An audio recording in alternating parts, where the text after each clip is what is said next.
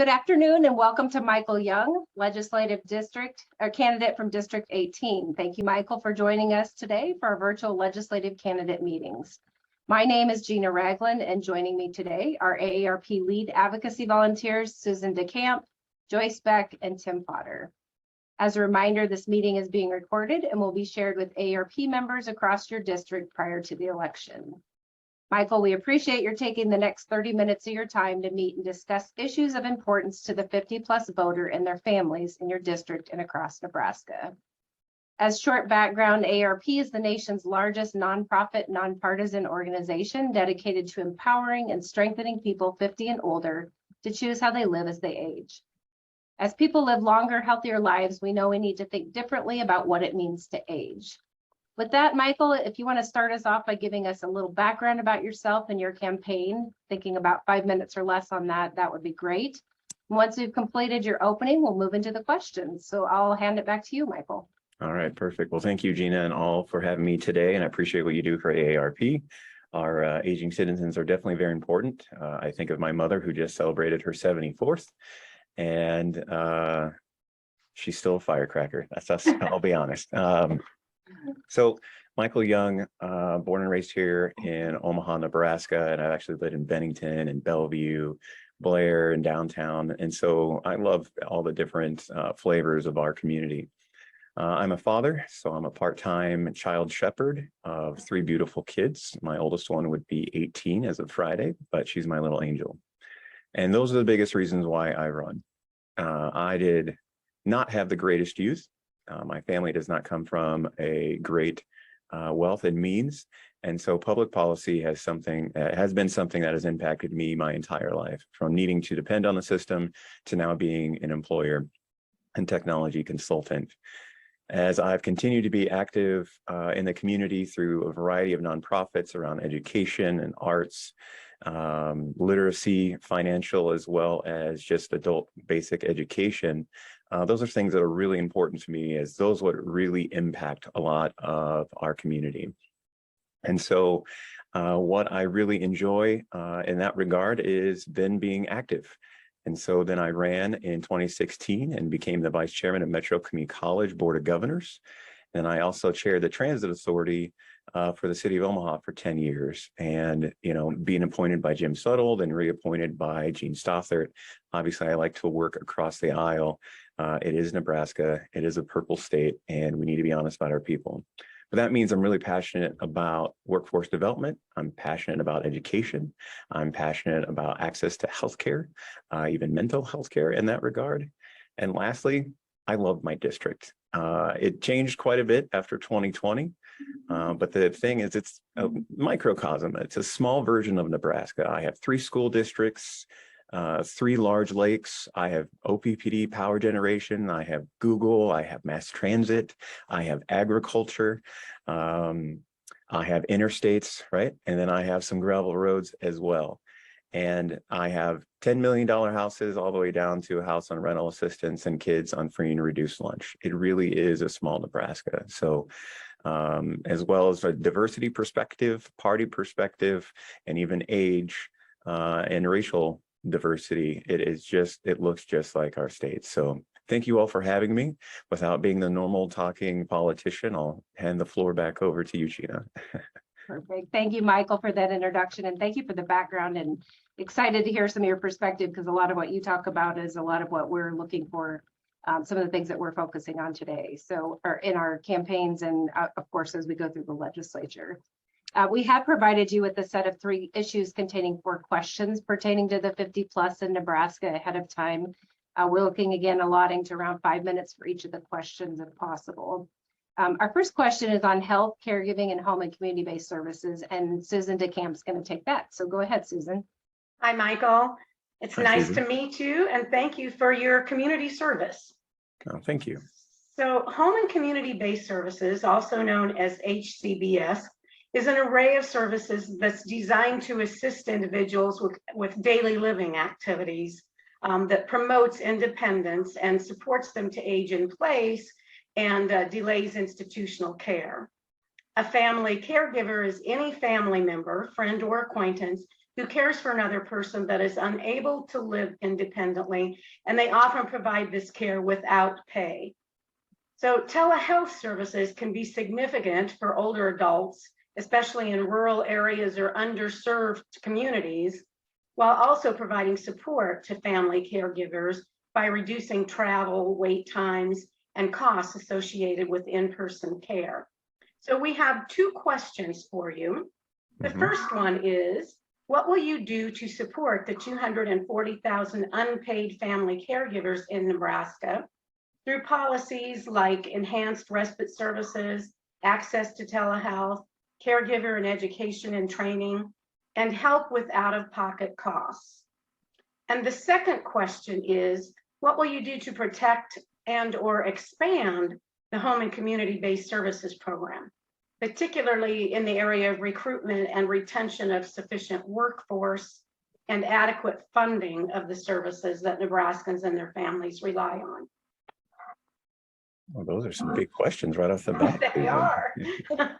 Well, as I shared with you early on, my mother's 74. We actually utilize those same services. As I shared, she is a firecracker and very independent. We're not to the point where she wants to reside with me yet.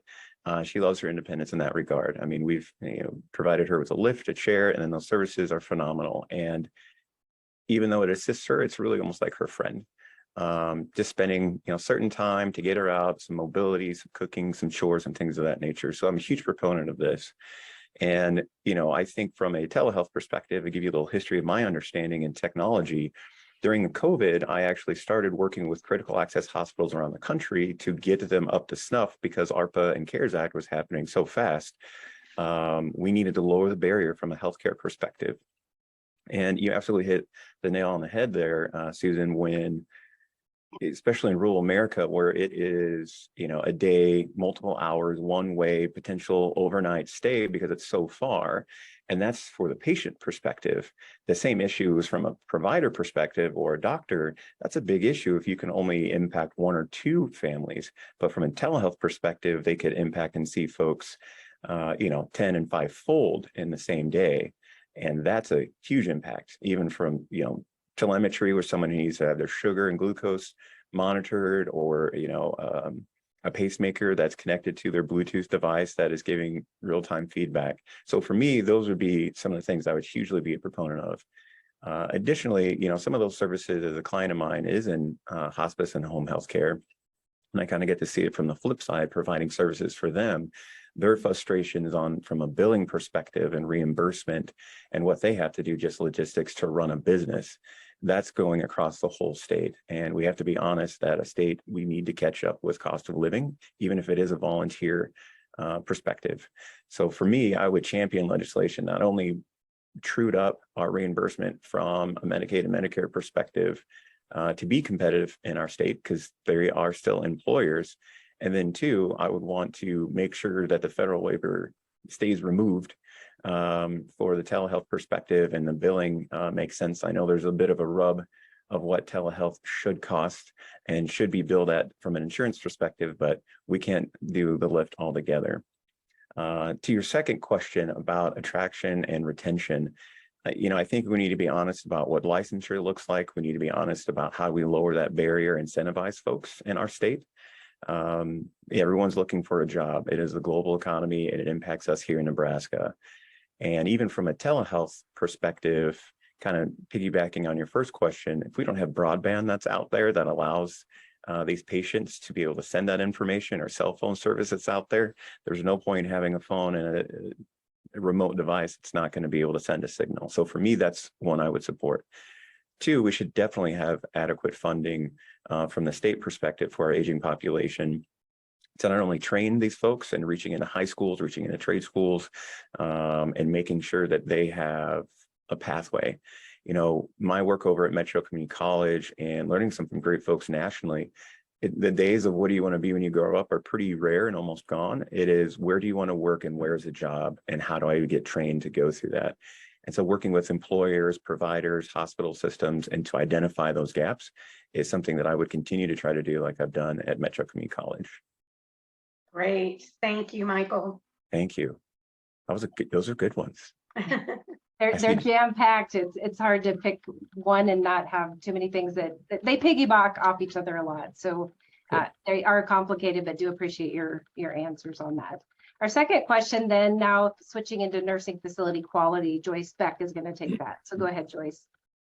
Well, Michael, thank you for your time. And you and I had similar childhoods growing up. So I think that background has always served me well, because I've always known what it's like to be on the other side of the tracks, and it doesn't hurt to know that.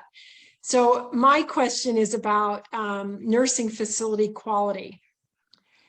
Over 20,000 Nebraskans require care in nursing facilities or in assisted living communities. Facilities have closed their doors, citing reimbursement challenges and staffing shortages. Nebraskans will need an additional 4,700 more nursing assistants, LPNs, RNs by 2028 to meet Nebraskans' care needs. Everyone, regardless of where they reside, deserves to be treated with dignity and respect and have access to quality medical care. Better staff to resident ratios improve overall quality of care and the well-being of residents. Workforce recruitment, retention, and job satisfaction challenges are prevalent across the long-term services and support industry. Causes of workforce challenges must be identified and implemented to respond to the growing need for high-quality care.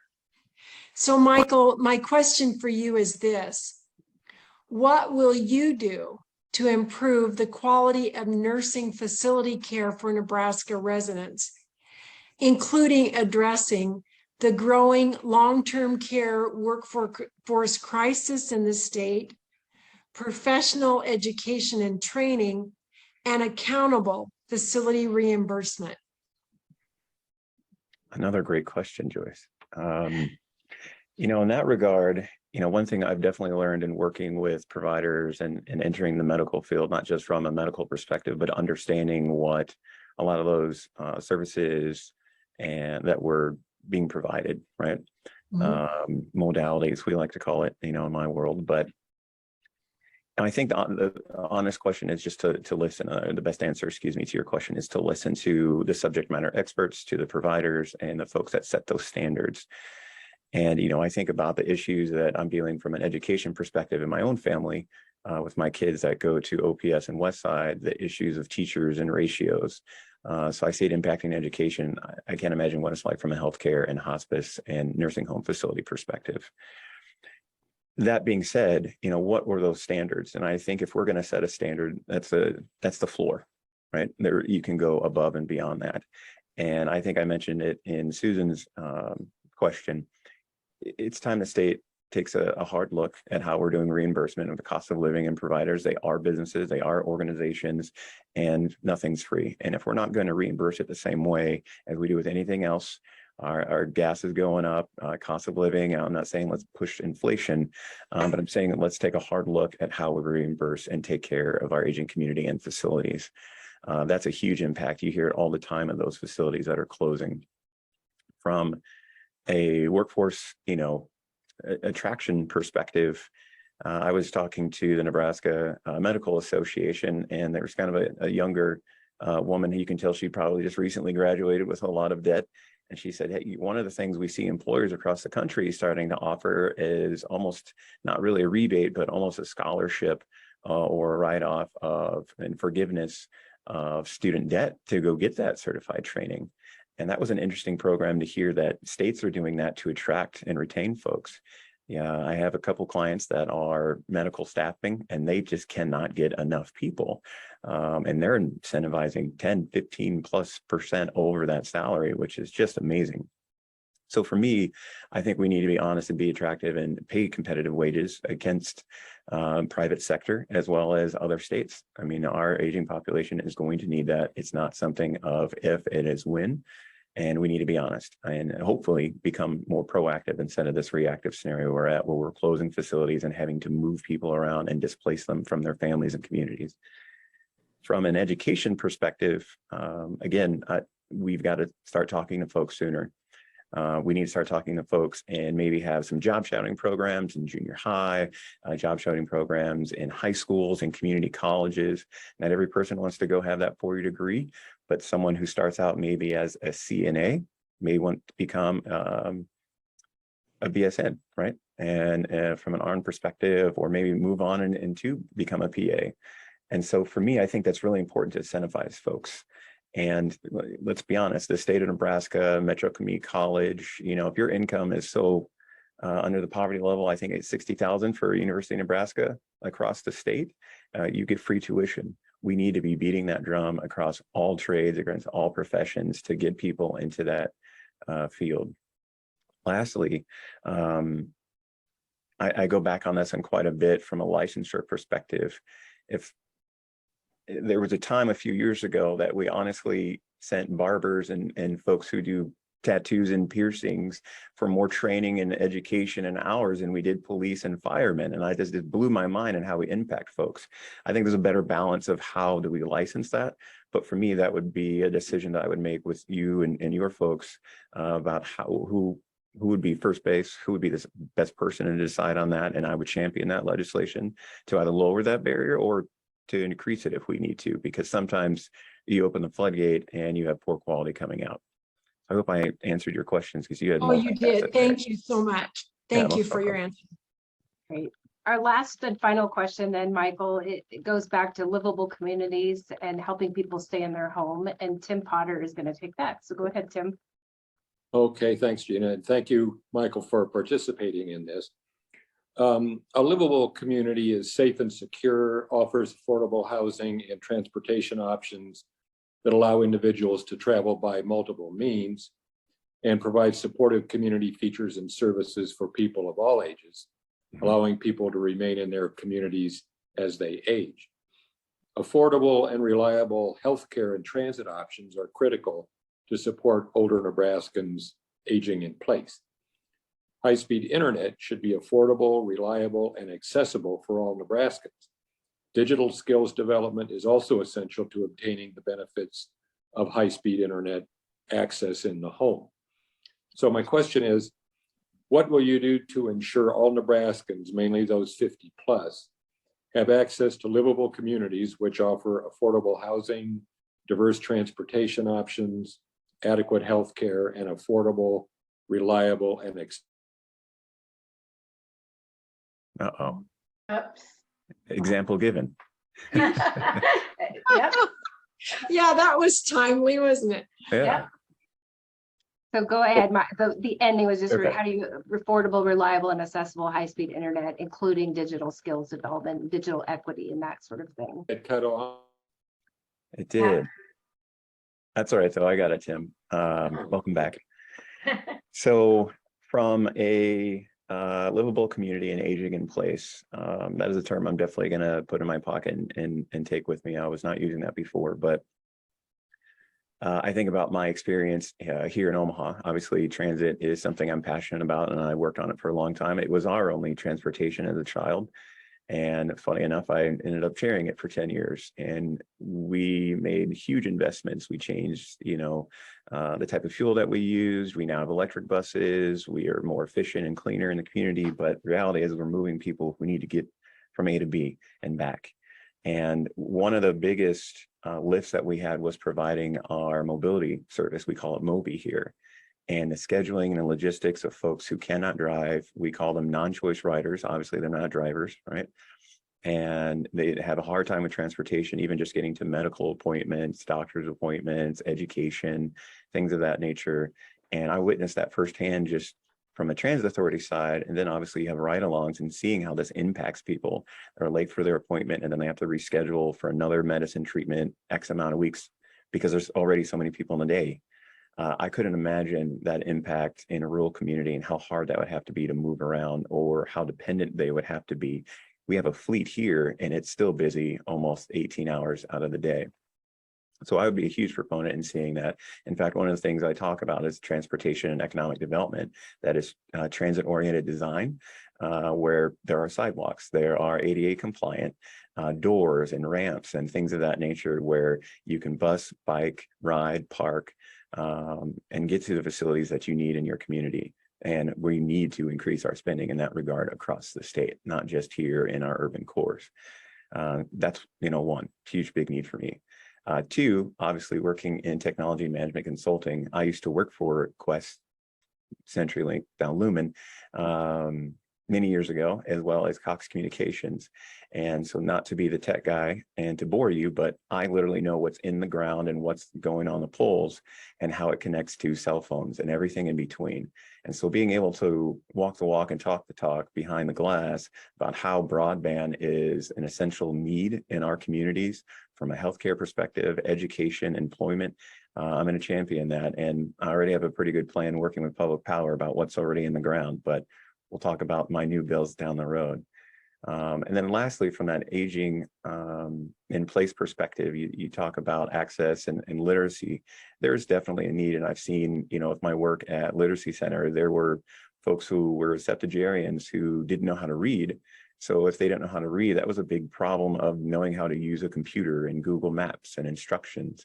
And so I think having an outreach program, I know Senator Terrell McKinney put together these tech hubs throughout the state. What would it look like lowering that barrier and also having aging members training? Here's the new iPhone. Here's how you talk to your niece and nephew, or here's how you talk to your brother and sister. Because if you can lower that barrier to a doctor, you can lower that barrier to communication. And I think of times like right now, my mother won't text me because she thinks I'm the busiest person on the planet. And just having that FaceTime with her, I know gives that personal contact that everybody wants, but maybe they don't know how to use it and they might want to write a letter or have that visitation. And I think most of the pictures my mother sees now of my kids are probably through Facebook, and she shares everything. I don't know if I created a monster, but she's in Google and she's in Yahoo and FaceTime and tablets. But I think everybody should have that access. And whether it's a program I've got to volunteer for at the local churches or community centers, I have no problem with that. So I think it's really important to have tech literacy. Okay, thank you. Yep. And it was great timing, Tim. You didn't catch it, but I said, Yeah.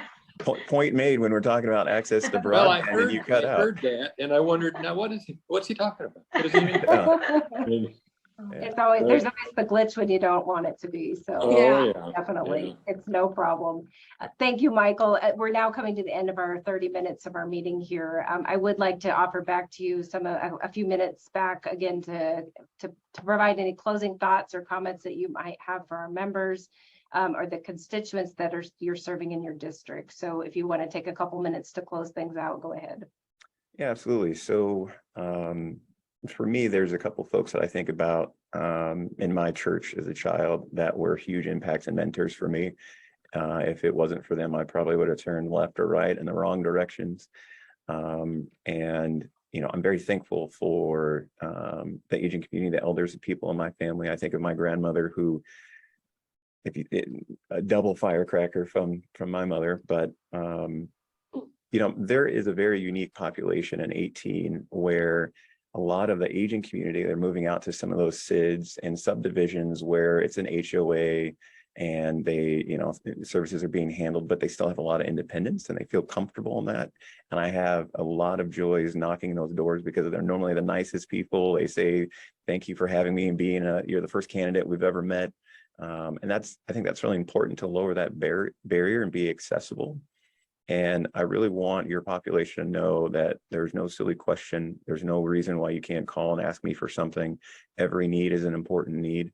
I can't guarantee that I have every answer, but I can guarantee I can find someone who will. So please feel free to reach out if you like to volunteer or write postcards, phone bank, meet me at an open townhouse online or in person. I welcome that to everybody. Thank you again, Michael, for your time. I know you're busy. We share the same sentiments as your mom. We know you're busy, and sometimes finding 30 minutes to visit with people can be cumbersome. So we do appreciate you taking the time to do that. We wish you the best with your campaign. And again, thank you for meeting with AARP today. Take care. All right. Thank you all. Thank you, Take care. Michael. Have a great day. Thank you. Thank you. Bye-bye.